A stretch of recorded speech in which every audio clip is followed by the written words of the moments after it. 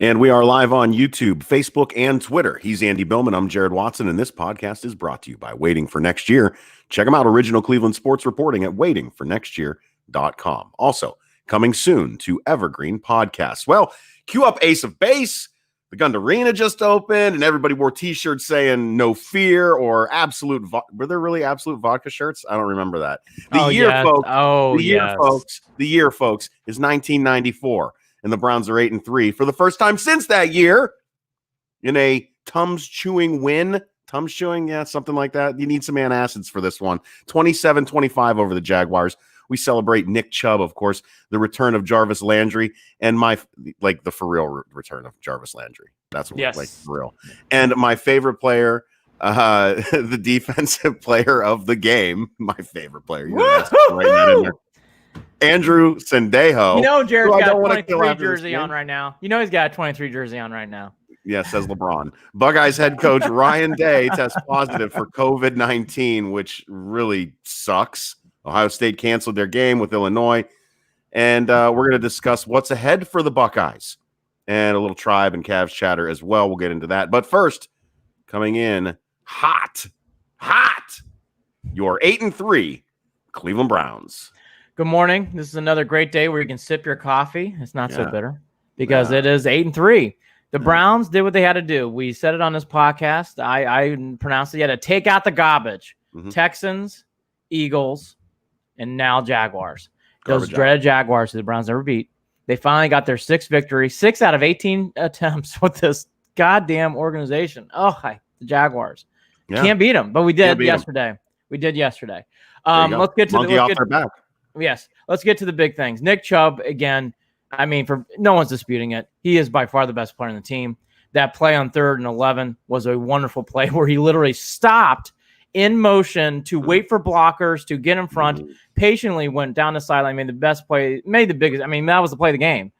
Nick Chubb, again, just a star of stars. I was really, really happy. I wanted to see Landry go off, and he did. Yeah. I know people say sometimes it's not. It's a team. It's all about team game. There are times though in sports, in every one of these, baseball, basketball, and football, where you need a said player to go off. I thought Landry needed to go off yesterday, and you could feel that momentum going into Friday. I'm glad he did. The Browns need him. That was a big day for him. And finally, Baker was Baker. I thought we saw the good, the bad, and the shrug your shoulders. It's the same old for me. Aside from games where he shit the bed against the Ravens and the Steelers. This is Baker. He throws some dimes, and then some other plays. You just scratch your head with the pass to Higgins and Landry, and that ball again. The hunt at the end of the game was frustrating, but that's Baker. At this point, it kind of is what it is. And Stefanski had better days than yesterday. Sure, he did. But look, they're 8-3.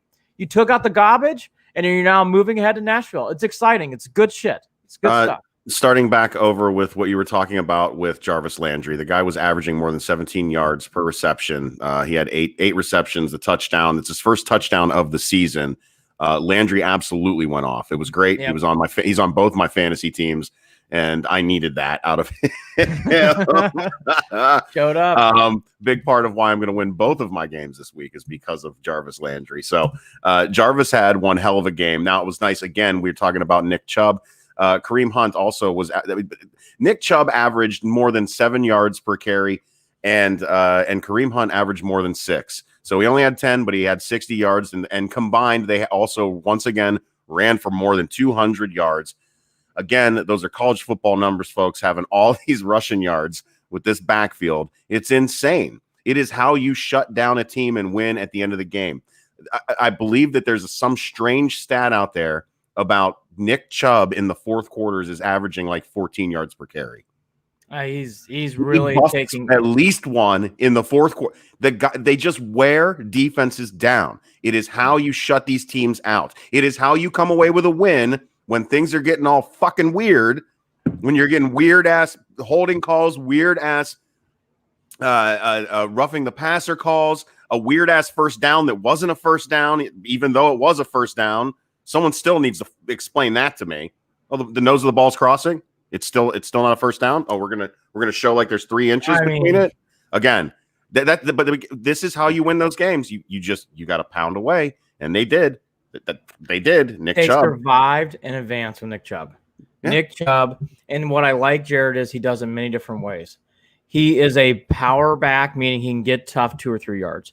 He can burst through the middle and go to the house. We've seen that many times. And then yesterday on a short screen pass, I thought what he did displayed another talent of its own. He literally sat there for a second and a half going, I'm just going to let my blockers get in front, and then I got this in the attacks. And he is so patient. And Jared, in today's world where people just want to go without any plan or hesitation, that's not Nick Chubb. No. Nick Chubb really waits for things and develops, and then he attacks. It's just he is such a special player. Yesterday's game, I think, was that you can take yesterday's game and simply look at his cutback ability.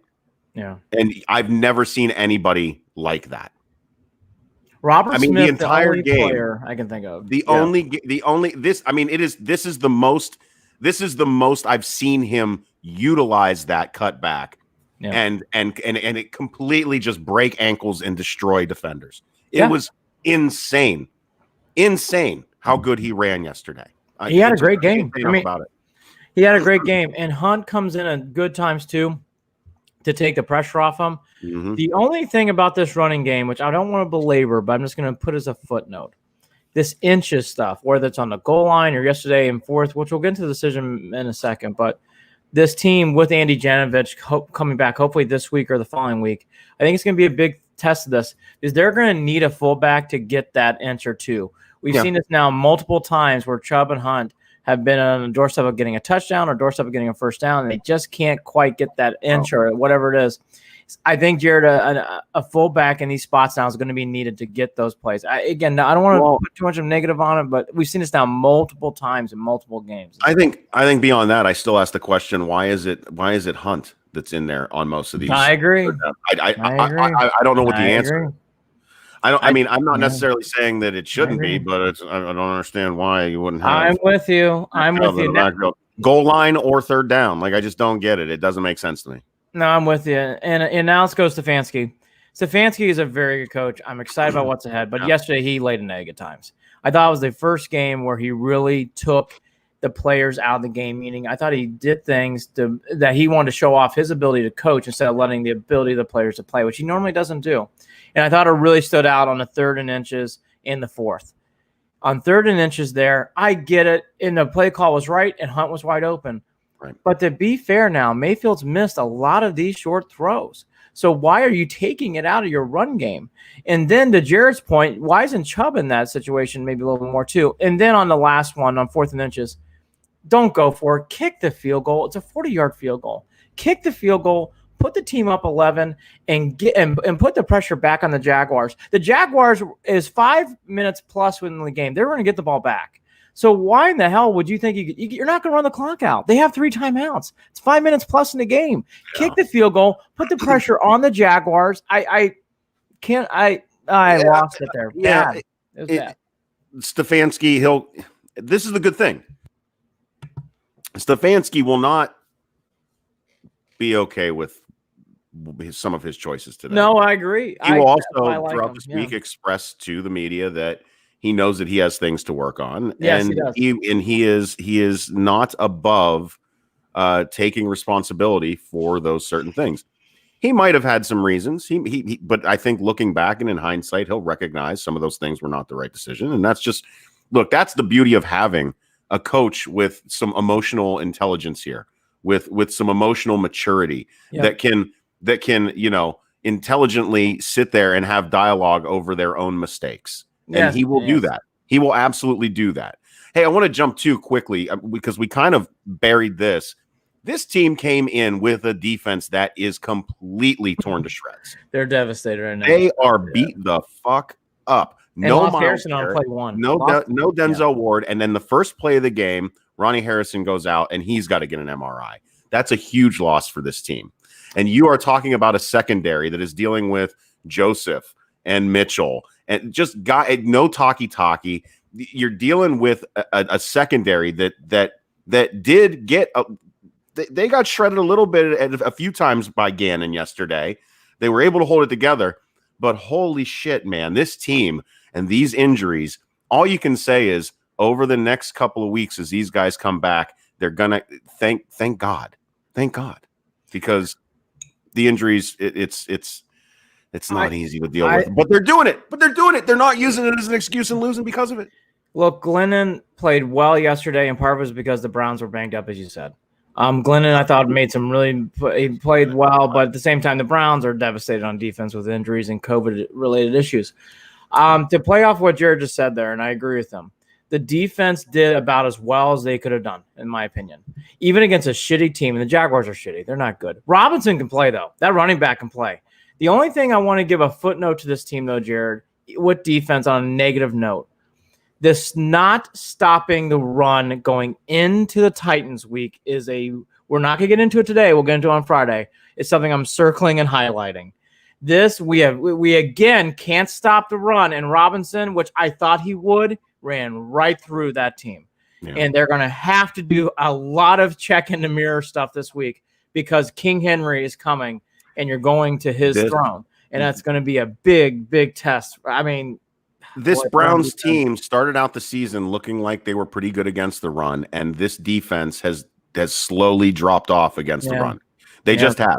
They were ranked, I think, coming into this game, they were ranked eighth in the league.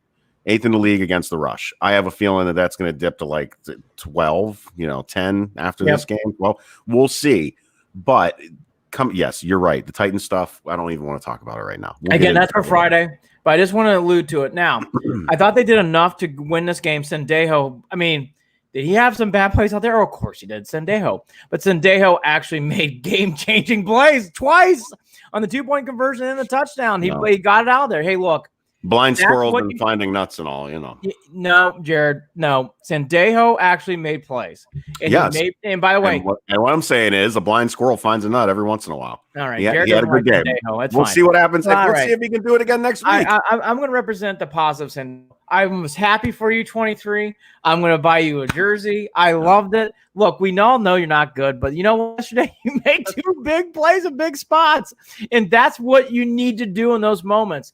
No, there's no Denzel Ward. There's no Harrison in this game. And Mitchell was having a hell of a time guarding anybody. But there's Sendejo making 2 big plays where it mattered most. And I applaud him. That was exactly what the doctor ordered. Marissa McCool on Facebook. It was so nice to be on the other side of we almost always almost win. Yeah. No, agreed. No, Marissa, absolutely. Look. Yeah. This is one of those good moments. Teaching moment with a win, not teaching moment and we lost. And I felt for the first time on this team when they got stuffed on 4th and inches, which was a stupid decision, I actually put my head down and said, we might fucking lose this game. Again, the Jaguars. I thought we might. And I really, really thought I was in play. But they made enough plays on defense. Again, Sendejo. It was Sendejo. Sendejo knocking that ball away on a 2-point conversion, saved the day. Now, look. All that to be said, I liked again to see Landry going off. Chubb is Chubb. Wonderful to see. The bigger story here that's going to be talked about again this week is Mayfield. Here's the one thing that I talked about last night on the Instagram show, and I'll say again here live. It's not polarizing. This is not black and white to me. I don't think black and white at all, actually, at this point. And there's some things that we've seen now for 10 weeks, Jared. So I think you're going to does he make every short throw? Nope. Does he make dimes in critical situations? He actually does. Yes. Does he make critical passes in tight windows? He actually does. Yes. He's very clutch. He's very clutch. He can be clutch in big spots. All that to say, this is the up and down experience as Baker Mayfield. And I did think yesterday they relied on him a little too much. It was 50-50 on pass and run. It should be 60-40, 60 run and pass 40. It was way too much 50-50. They got to get more in that 60-40 range. All that to be said, he does enough, and he did enough to win this game. But he can't elevate a team to victory, though, either this year. Maybe next year, but not this year. Well, I don't know. I think the jury's still out on that. I think he's still got opportunities to show that he can do that through the rest of the season. Ravens and Steelers week. I cannot be mad at Baker right now. The dude yesterday, like I said, the dude had what I would say is if I had to grade it, I'd give him a B. How do you not? A 116.7 passer rating. This is the guy's not 70. He was 19 of 29, 2 touchdowns. That's not a bad game for a quarterback, period. No turnovers in 4 games. That is not a bad game for a quarterback. And I told you before we came on live today, I watched a string of videos of Patrick Mahomes overthrowing players and leading them into getting hit. And I'm telling you right now, Baker is not playing bad football. He's just not. It's not. Maybe it's not optimal. Maybe it's not as good as Baker can be. Yes, Baker has made some really, and I made the comparison yesterday when we were on Instagram, saying that it reminded me of being, it's something that's fixable is my point, because it reminded me of times in my baseball playing days when I would be at first base, because I was a big old first baseman, and I would have a second baseman or a pitcher rifle a ball right past me or into the dirt, and you're 8 feet from me. And it's, what are you doing? Are you aiming? Like, why are you not just, where's the touch? Where's the really, it's something that they can fix. It's something they can fix. That's all I'm saying. I think Baker's going to be okay. I thought Stefanski said it best. I thought he played okay. I thought Mayfield played okay. I thought that was right. I thought that was right on cue. He wants to put a fire under his ass. Yeah. He played okay. I thought Mayfield on Twitter was I thought Stefanski called an okay game. So there you go. Well, I thought Stefanski had a bad game. Baker threw what, and we have to bring this up too because everyone keeps talking about it. The video, the clip of Baker calling out the Jags defensive line as they made a quick shift, and Baker yelled out, "Yeah, it was fucking cute, guys." Did you hear that? Go across the broadcast. Look, he's spunky. I love his fire. I thought it was hilarious. I love his. I like it. It's fine. Look, I like all that. I'm not down on any of that. I know. Here's the thing. Bottle flipping before games, calling that, hey, that's cute. Great. Make those short passes. I know, Jared, everybody misses passes. I'm telling you, though, he's in that middle tier. He's in that middle tier, and that's okay. I'll take it. I get it. I'll take it. But there are plays he could do better on. And I will say this. There's got to become a point, though, in these short situations, just hand the ball off to Chubb. Just hand. I mean, and again, that's not on Baker. I just said that. It's on Stefanski. That's on Stefanski. The first play of the game is a pass play. Why? I don't get it. And they've done it a bunch of times. I don't get it. No, I agree. Now, Dan Monas, I don't understand all the Baker haters. I don't hate on Baker. I like Baker. I just think he's playing okay. I agree with Stefanski. I thought he played okay. I played okay. Yeah, do people remember the last 35 quarterbacks the Browns had? Look. Thanks, Dan, on Facebook. Here's another thing for that, too. I think in the Bengals game, the Ravens game, the Bengals game on the road, the Bengals game at the end of the year, the Ravens game at the end of the year and the Steelers game at the end of the year has a lot to say about the season. The Bengals game was great. I can see it in pockets with Baker. Do I agree with Jared? Can he make improvements in those short throws? Yes. If I'm being fair, though, I've seen this so much this year that I'm not assuming that that's going to change this year. However, I do think the Browns need to keep with this going into 2021 and beyond and mold this some more. I definitely have seen a lot of the quarterbacks this year in the league. Baker's in that middle pack, and that's not bad. That's not a bad thing. No, that's where he should be. He's a third-year quarterback on 4 fucking head coaches.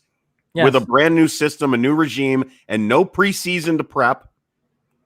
Again, he's in the middle. In the middle of a global pandemic, with losing their number one receiver.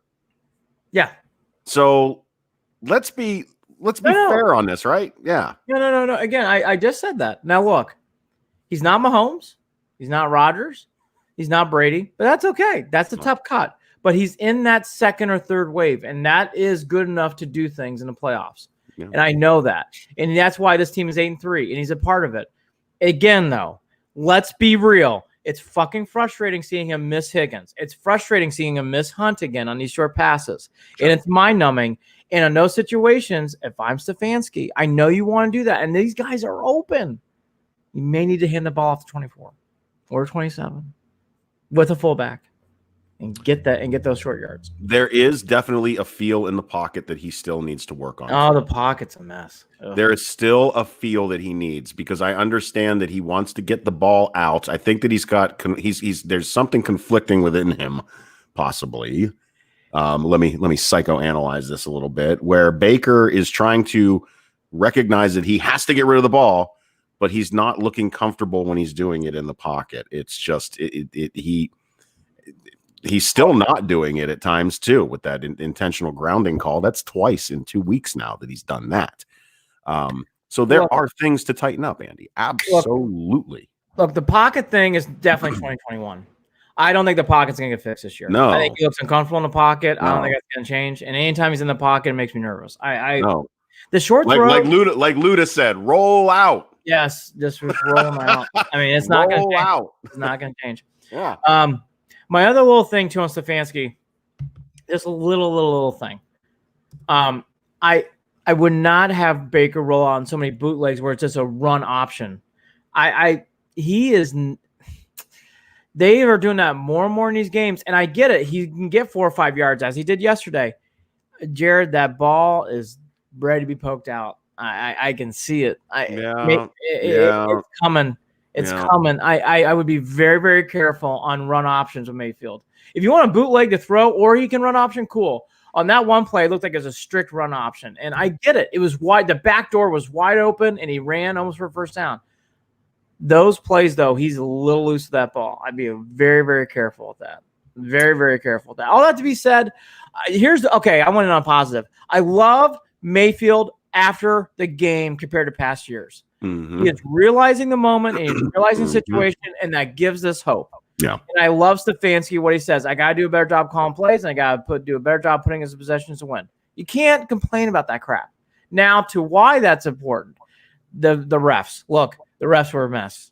That was Oakland Raiders reincarnated 2 years ago. Look, it was the first down thing made me really question whether there was something going on with that game. What's the spread on that game? Because that was such a strange, they showed it on fucking TV. The nose. Am I not supposed to believe my own eyes? The nose touched the chain. I mean, it went over by a good quarter inch at least. Again, now I heard Tony Grossi saying, I thought that was an index card. I thought that was the right call. Jaguars ball. I did not think that at all. I really thought that was a first down. Now, Vernon, that was a first down. Now, Vernon, that play is going to be called because there's a head-to-head helmet with the quarterback. No, it was the lowering the shoulder issue. It was helmet, but he did wrap him up. I still thought it was a bullshit call. No, it's a tough call because that was the game. It's 4th down. He sacks him. Game's over. Okay, and he wasn't intentionally trying to hit him with his head. It lowered his head, and it just happened to happen. Here's the thing I'll say though: that play gets called a lot in football now, and it drives you crazy. That one, it drove me crazy, but I've seen it in a lot of these games, so I can't. It shocked me. The 4th down where it was a first down, that was all day long. Well, yeah, and a holding call on Teller that was random. It was so random, and it wasn't. It legitimately the first hold because he got called for 2. The second one he was holding on. The first one that was not. It was not a fucking hold. No, I thought both of them were shaky. Yeah, I thought both of them were shaky. Dan Mills on Facebook, that Vernon play. Here's the thing, Dan. I'm with you. I'm just telling you. I've seen a lot of these football games over the years. They're calling that all the time. Yeah, as soon as that helmet hits a helmet on a quarterback, they're going to throw it. I agree. Unless it's Baker. Unless it's Baker. But look, all that to be said. All that to be said. Or Keenan. But look, all that to or Keenum. Yeah, Keenum. But all that to be said, I winced at that call too. I did not think that was appropriate, but I wasn't shocked because as soon as I saw the helmet to helmet, I go, they might throw a flag on that, and they did. And I go, that is. I would have put it in my pocket, but I get it. With everything else, though, yesterday, the refs were they had their hands on way more of that game than they should have. Their fingerprints were on that game more than it should have been. Everywhere. That 4th and inches, even though that was the wrong call, I thought Hunt got the first down. In fact, I thought he got the first down. I thought he got the play prior. I did too. I thought it was a bad mark. And then they were jacking it up, trying to take the timeout away. And saying that the Browns lost the challenge because the challenge was for the first down, not for the placement of the ball. Yeah, you overturned your own.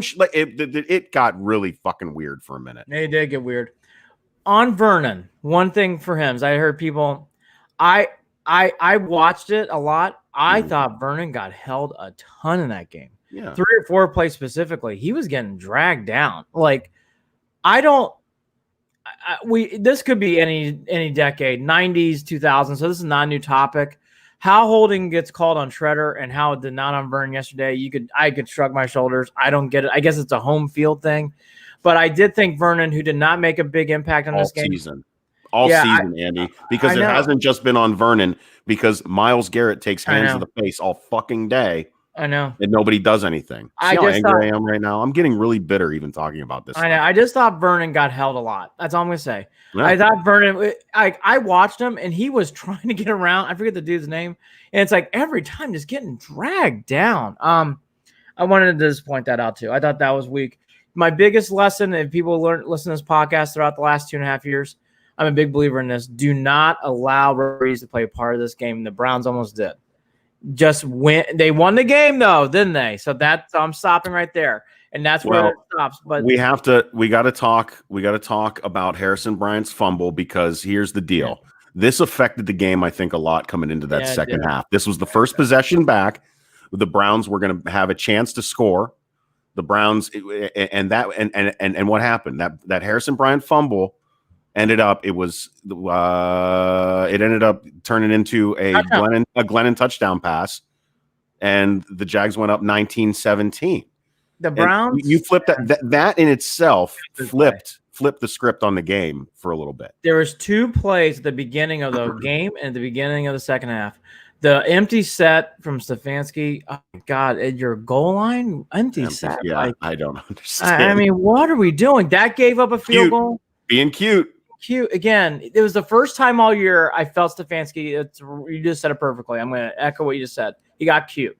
Too many times he got cute in this game. Just keep it simple. That was one, and the other one was Bryant. I felt bad for Bryant. There was a shot on him on the ice on the sideline where he was all alone and his shoulders were slumped. Yeah, Bryant's good. I like him still. That was just one of those unfortunate things that happens in a game. I still trust him in a big spot, but that turnover was big. Because it felt like there was 2 or 3 times in that game where it felt like the Browns were in control. And coming in the second half, it's like, okay, the missed field goal by the Jaguars. Here we go. We get the ball. We're going to put this game in a drive. And you could kind of feel that happening. And then Bryant, bam, turnover, and he kind of spilled it all over. But the Browns only punted once yesterday. Only once in that opening drive. That's it. Harrison Bryant will hopefully be getting a signed copy of Everybody Fumbles, written by our very own Ernest Biner. And hopefully he will be able to shake that off. Friend of show, Ernest Biner, and we'll get that out to him. And because you got to pick yourself up. You got to shake it off. And you're right. He was alone on the sidelines, and I get that. Maybe he needed that for a little bit, but don't leave him by himself. That kid, pick him up, get him going. He'll be all right. Listen, Harrison Bryant. You're not listening to this, but I'm telling you right now, we love you, kid. You're gonna be fine. Yeah. That was the only thing. The Browns won. We won the game. It's all good. That was the only thing on Browns Twitter. I'm like, I would ease up on Browns. Oh, were people being difficult on Browns? I didn't see anything on Twitter because I picked up my daughter at that point, so I was listening to the call, the radio call. So I didn't get to see it, and I wasn't looking at my phone until after I came in, and that's when Glenn was throwing that other touchdown. So. Saw a couple posts. Harry Bryant. I would ease up on that stuff. I'd ease up on. No need for that.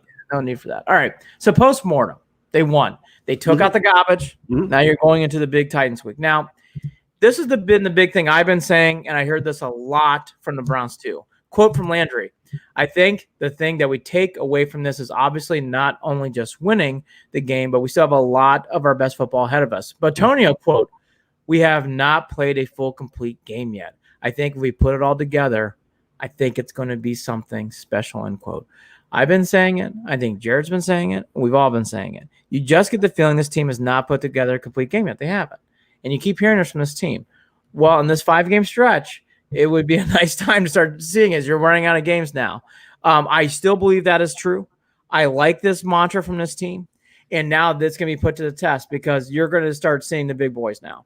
And the Jets aside, the Jets are terrible. The Browns – the Browns are going to have to really shit the bed not to win that game. But even the Giants now are playing better, and they're going for with only 4 wins. The Giants are actually going for the division. So all those other 4 games are in play for me. So it would be a good test for this team. You got to love where this is going. And it's been stated, but it needs to be stated again. For the Browns to have a learning moments in a win, it was wonderful to see. And I still think I agree with Petonio. I agree with Landry. I still think the best is yet to come. I do, Jared. I don't know how you feel. Yeah, well, the best is yet to come. And on top of that, you've got guys that are going to be coming back. Hopefully, Myles Garrett is going to clear protocol and all that good stuff this coming week. I wasn't sure. I didn't know that Stefanski had said that yesterday in the presser. I missed that. Don't ask me how, because I just didn't listen to it yesterday. But having Myles Garrett back will be huge. We know that we're looking at 2 to 4 weeks with Ward, and hopefully he's going to be able to come back and participate in these last 2 games before we get ready for the playoffs. Yes, I'm saying the motherfucking playoffs right now, folks. They're in playoffs. Redwine will hopefully, is he week to week right now? It seems like that. I mean, I only mentioned Redwine too because I think now that the Browns are so banged up that Redwine's actually important now to get back on the field. And I would actually assume, Talkie, Janovich. Need these guys back.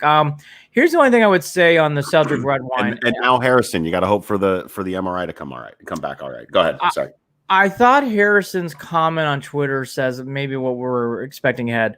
On Twitter yesterday from Harrison, never better. I can't say how blessed I am to be part of this organization and this culture change. Thank you, Dog Pound, for accepting me with open arms and making this a smooth transition. You guys don't know how much of a difference it makes. Keep going. Want to know. You get the feeling Harrison might be out for a while or maybe this season with that kind of stuff.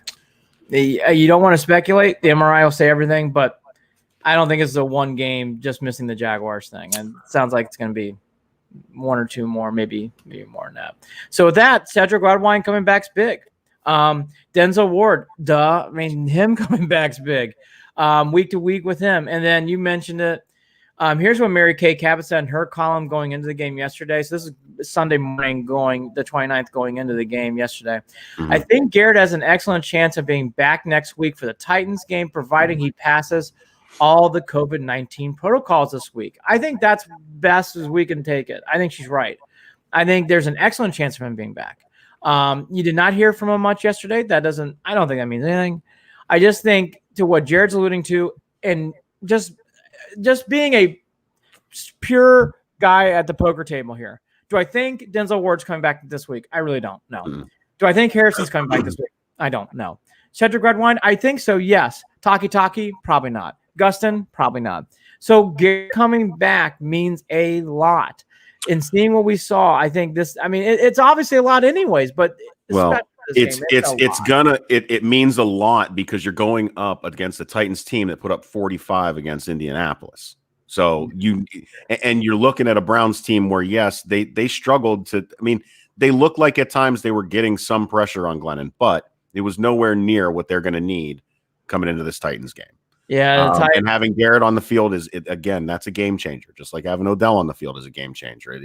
Teams have to prepare for these individual players.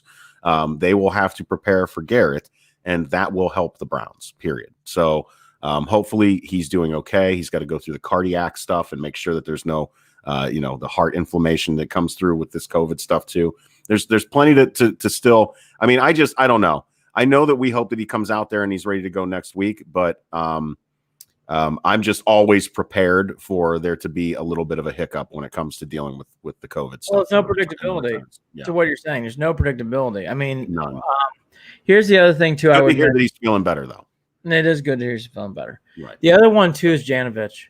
Seeing what I saw in short yardage situations, Janovich being back for these last 5 games is big. I've missed Janovich in these games, Jared. I missed him yesterday in those short yard situations. Yeah. A big fullback, strapping fullback like that would mean a lot to this team right now. Even with the downs of Chubb and Hunt, they need that guy to make that extra play, to block that. They get that extra yard or 2. Let me bring this up real quick, Andy. Do you think that Browns fans are slipping into a bit of the taking for granted while we sit at 8-3 right now, almost in the way that we took for granted at times, enjoying the Cavaliers runs with LeBron back? Are Browns fans doing that a little bit right now? Because to me, it feels like there's more bitching than there needs to be for a football team that's 8-3 that has been absolute horseshit for the past 2 decades? I think it's actually in the middle. And what I mean by that is like I've seen some of that too. I saw a lot more rejoicing yesterday. I saw a lot more of that after the Eagles game. What you saw. I had a lot more chirping about that. Yesterday I thought it was fair because the Jaguars are 1-10. So and they just fired their GM. Ugh, remember those days, firing a GM in the middle of the season. So like all that to be said, I know what you're saying. I guess here's where I'm at. I love this season. It's been great. Mm. Realistically, we all know it, and we'll get into more on Friday. Look, the garbage is taken out. Now you get to go play the Titans, the Ravens, the Giants, and the Steelers, and you throw in a win against the Jets. The way you gotta look at it, you gotta win. If you win 3 out of your next 5, your 11 wins will easily take you to the dance. Easily, no doubt. Can you win 3 games? You got 1, I think, in the Jets, no matter what. So could you have 2 more wins with the Giants? Probably. Titans, Ravens, Steelers. I think you do. I think you do. I think I think you do. And we'll get into more with the Titans specifically, but I just think this, like, it's new. I do think the Browns fans are enjoying it. Jared, when they beat one of these teams, whether it's the Giants or Ravens or Steelers, I think they will. I think you're going to really, really, really see the vortex really whip up positively. Yeah, and we're gonna save a lot of our talk about this Titans game for later on in the week. I don't want to jump into it, but yeah, there's still a lot of proving to do. I know there is, and then and just to tee up one more thing, and then let's get into college football, which I have a big opinion on. Yeah. There's the big headline story, and it's going to be like, this is the look, this is Captain Obvious. There's a couple other games too, but this is one of the primetime games this week. You're going to see Sal Paolantonio or one of the ESPN fan faces out in these games doing things. And then the following week, you got them on Monday night. You're going to see a lot this week of going into the Henry and Chubb matchup. And you're going to see a lot this week of going into that. This is big stuff. This is fun stuff. I love this stuff. Remember with the Dickerson-Biner talk? Dickerson going in that playoff game, and then Biner showed up and played a wonderful playoff game. I do remember that too. So these games, young man. Yes, I was a young boy back then. but these things are being remembered. It's exciting. It's good to see. It gives me goosebumps thinking about like Henry and Chubb headlining. You're going to see a lot of that starting tomorrow. You're going to see it. Today's postmortem, but you're going to see a lot of that. It's great. It's fun to see. It's fun to see, Jared. 8-3, folks. 8-3. Yes. All right, so let's talk about this shit show then, Andy. What the fuck, Ohio State? Well, there's a lot here. There's Ohio State, obviously, and then my Irish. Let's get to them quickly. They are just blazing their way to a championship. They just take care of the Tar Heels. They took out the garbage with them. Going to play Syracuse. They play basketball only anymore. So we got that win. And then Wake Forest, we pour some tea. And then we're in the championship game against Clemson, and we'll see what happens then. And we'll tee that up a little later time. But the bigger story here is Ohio State. This story developed awkwardly, would be my word. Came out like, hey, there might be some COVID-19 issues. Hey, Ryan Day's got COVID-19. That's a big story, obviously. But everything's on cue. We're going to put out pictures before the game on Friday night, Saturday morning, and then the game's canceled. I mean, game gets canceled suddenly. No game with Illinois. And then the rumor mill really starts heating up. Does this mean Michigan State's in doubt? Well, does that mean Michigan's in doubt? And it's because what it started to sound like was they've got themselves a little bit of community spread. They've got themselves a cluster because it's not just Ryan Day. It's multiple within the organization. And the way that they canceled the game made me think, well, it's probably not just coaches then. No. It's not just coaches. It's players. But you're never going to get any of the information on the players, on the who, on maybe. I don't know if the numbers will come out. I don't know how necessarily some of that works. I don't like the secrecy. I fucking hate secrecy. I hate that shit so much. I'm never going to be a fan of the whole keeping everything quiet. I'm not even saying that they have to release the names of the players. I'm saying, are there players? How many players? Is it spreading throughout the team? Why do we not have that information? I don't like those things being kept under wraps. I just don't. They allow for people in power to take advantage. to what my partner is saying, here's the quotes from Gene Smith. Quote, "We are making a decision not just based on the thresholds, but we're making a decision based upon what we see." Another quote from Smith, quote, "What we are seeing in particular case, it's a community type of spread. We didn't see spikes in specific areas. So could we have played? Sure. Was it the right thing to play? No." That doesn't tell me jack shit. And don't give me this little trust him, trust Geno Smith. No, I'm not trusting Geno Smith. Geno Smith has an agenda. Geno Smith cares about one thing and one thing only, compared to, he's not a doctor. He's not. I don't like the secrecy. I don't like it. Go ahead, Andy. Marissa McCool, do you think they're keeping it as quiet as possible because they are one of the teams who fronted the fight to make sure the season wasn't canceled? Marissa McCool on Facebook. I think this is an excellent point, Marissa, and I'm glad you said this. I was talking about this with Jared over the weekend. I think Ohio State's in a real awkward position now because there's going to be a lot of debate if they don't play Michigan State. Michigan, I think that's too far down the road, so let's not speculate, but Michigan State's in play to be canceled. If they don't play, that's only going to give them 5 games. That means they do not qualify for the Big Ten championship. Even beyond this, Andy, I worry about, that there is a percentage of these kids where this could get bad for them. Yeah. Especially, again, regarding the cardiac issues, the enlarged heart issues that they deal with sometimes regarding recovering from COVID. And what I think is, you saw a lot of players coming out and taking up arms on social media and screaming to have the season. Well, you know what that's from?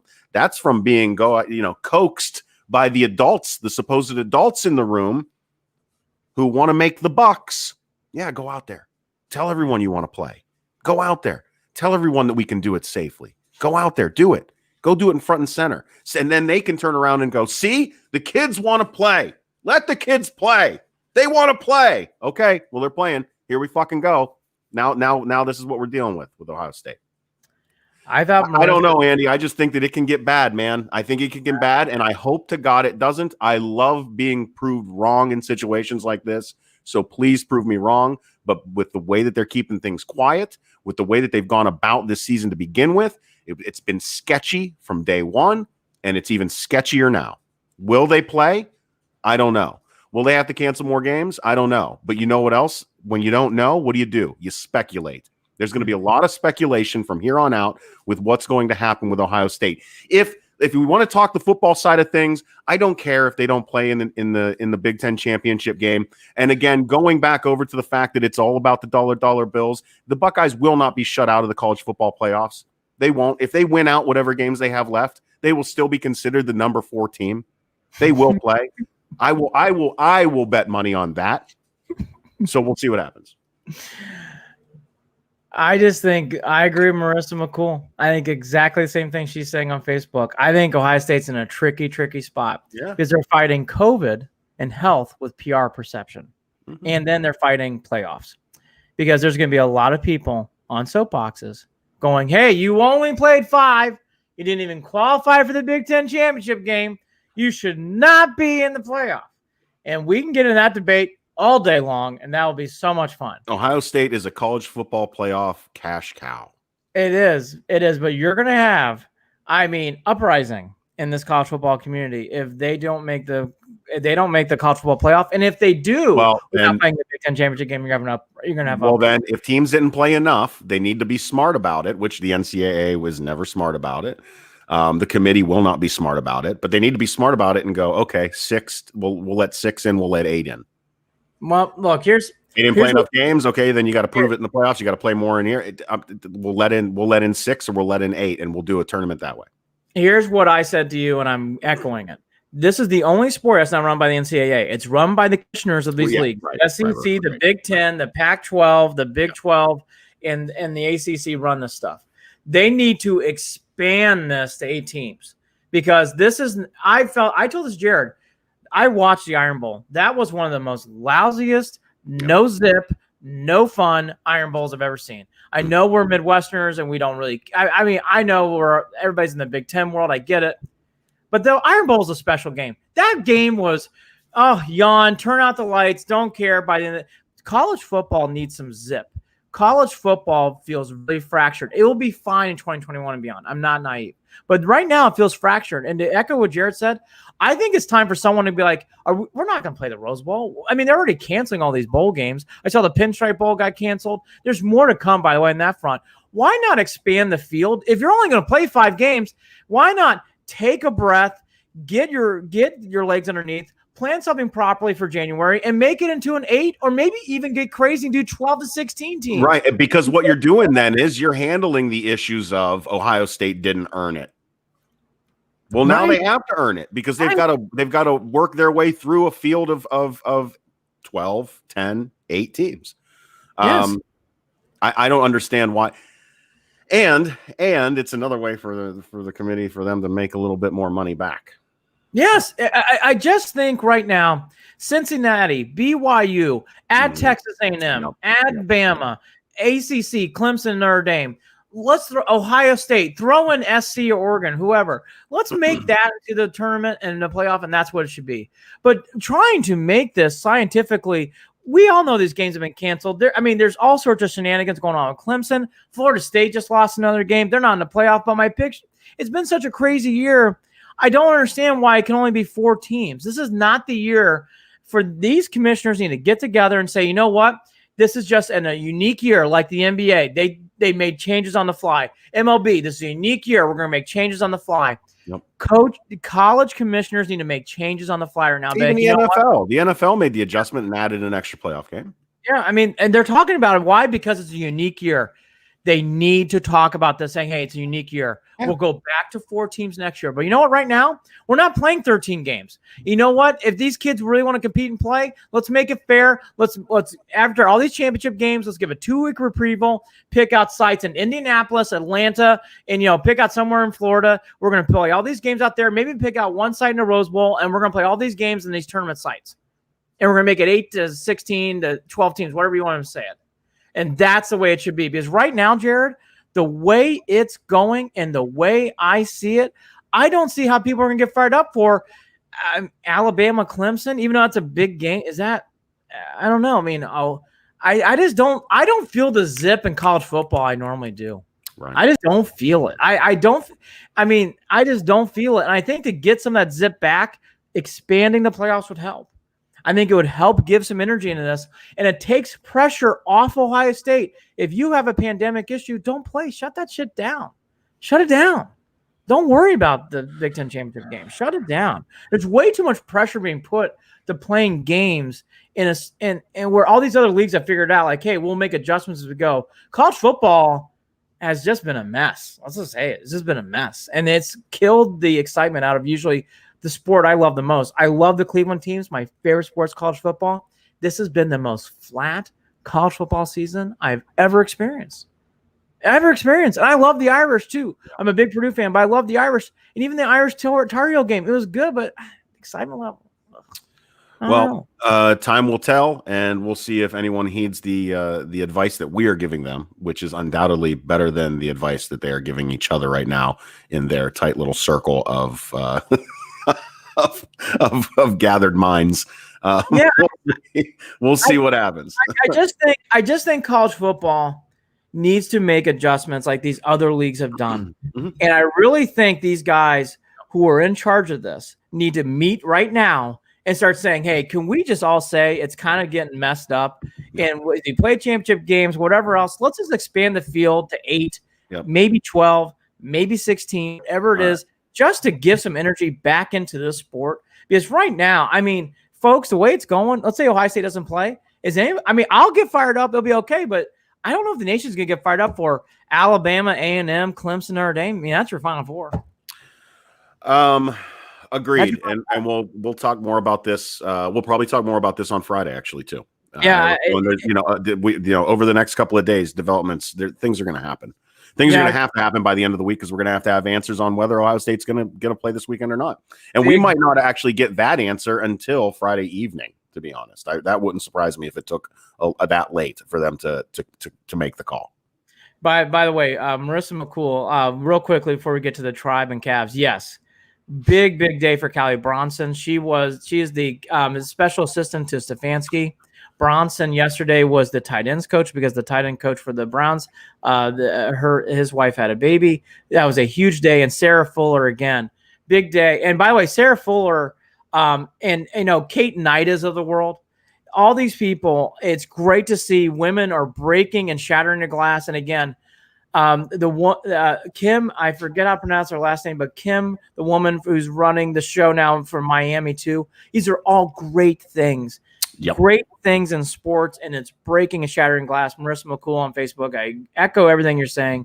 Exactly. And Mandy Blaz, I can't pronounce the names. Can you pronounce Blasdell? Manny Blasdell. North Carolina. Keep that barbecue nice and spicy. I love North Carolina barbecue. Oh, that's a nice little shout out. Thanks, Manny. Appreciate you. Thank you for all this. And very good chatter here this morning. Everybo's same thing. EJ jumped in too. EJ was mentioning the expansion. EJ on Facebook talking about a test for playoff expansion. So, save Facebook. Yeah. Look, exactly. And that's what we were saying. That's exactly what it should be. This sport is heading down a boxing road where it's all promoters promoting. They need to get together and get this thing organized, because right now it just, for the first time college football, it just feels like everybody's like, I was more into Villanova, Virginia Tech basketball on Saturday night than A&M LSU. I mean, by the way, a great game. Virginia Tech with a great win in overtime. You can tell what I was watching on Saturday night. But by the way, no one gives a fuck. But I'm gonna say this real quickly. There's a 7'4" stud named Zach Edey who plays for my Boilermakers. He is gonna be really, really, really good. I know I just killed all the momentum on the show, but I love it. I got so much more in Zach Edey. Zach Edey. All right. Well, we'll save for the Zach Edey podcast that Andy will be producing in the next couple of weeks. I'm so excited about Purdue basketball. Let's put a bow on this. The Cavs open camp on Tuesday. Cavs are not going to be good at all. No. I've tried to be the positive Phoenix light of a ray of hope the last 2 years.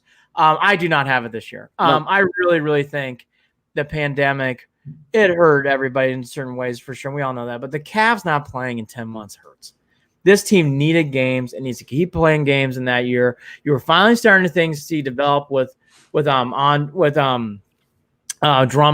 and it just never got any momentum. And for a team like this, that's so not really is still a team yet that's gelled, to not play in 10 months and then just open up camp on December 1st and turn on the lights and roll out the balls. They are picked at the bottom along with the Pistons on most Vegas betting lines. The over and under is 25, and I think that's right. And by the way, I think they might be under 25. I really think the Cavs, Garland, it's a big everything to me this year. Jared Okoro, we know what Sexton is. He's a good pro. He's not great. He's a good pro. We know what we're gonna get from Love. We know what we're gonna get from Drummond. The bigger story to me is Garland. I don't think last year. And let's not forget too the Porter Jr. stuff. That's the big story. Big story. And I haven't heard anything in the past week or so about it, but he's got himself in some big trouble. Yeah, that's it's all rumors right now. We'll have to see what comes out. Yeah. But Jared's right. I mean, Porter's had let's just say it, at best, a foggy offseason. He's at some weird and it's a situation that, I don't like to condemn people to what I'm hoping for is that no matter what it is, I hope that he becomes a better person out of it and figures it out and takes care of himself. That's what I hope. Marissa McCool nailed it. Would you have thought in 2017 that the Cavs and Browns would pull a switch with each other in 3 years? McCool, you're absolutely 1,000% correct.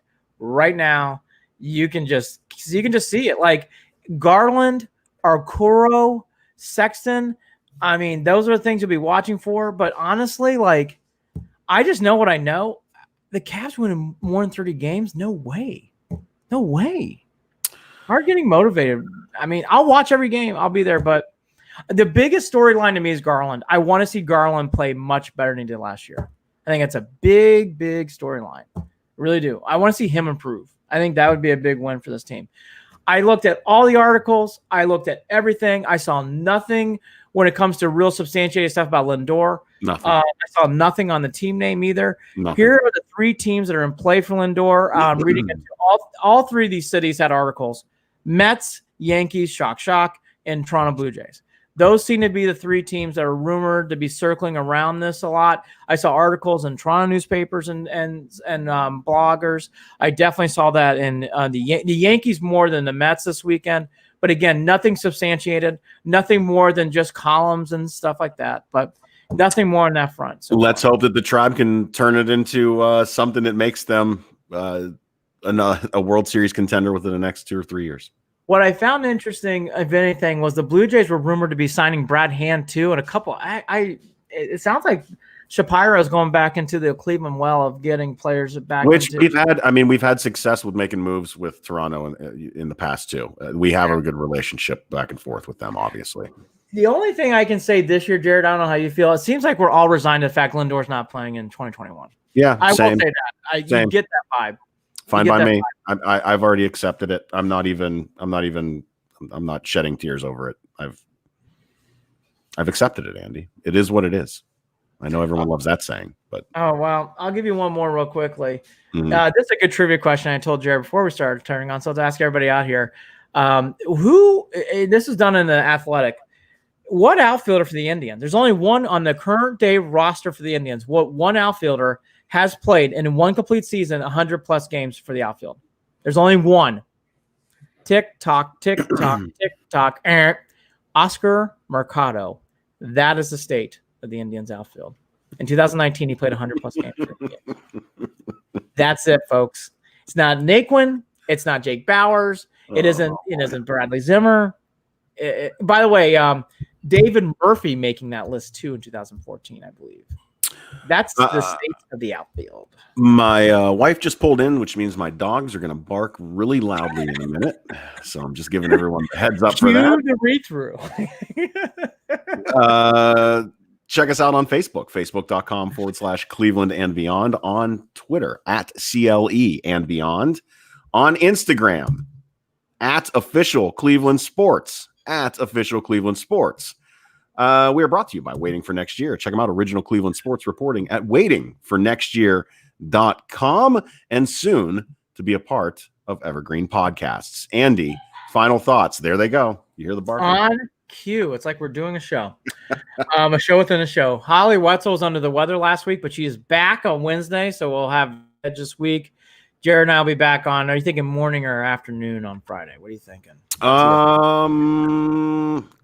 I don't have a clue. I can do Friday morning more than likely, but I got Friday morning. You watch. It'll be afternoon, but we'll call it here first. Friday morning, we will do a Cleveland and Beyond previewing the Titans as they beef up to the end of the schedule.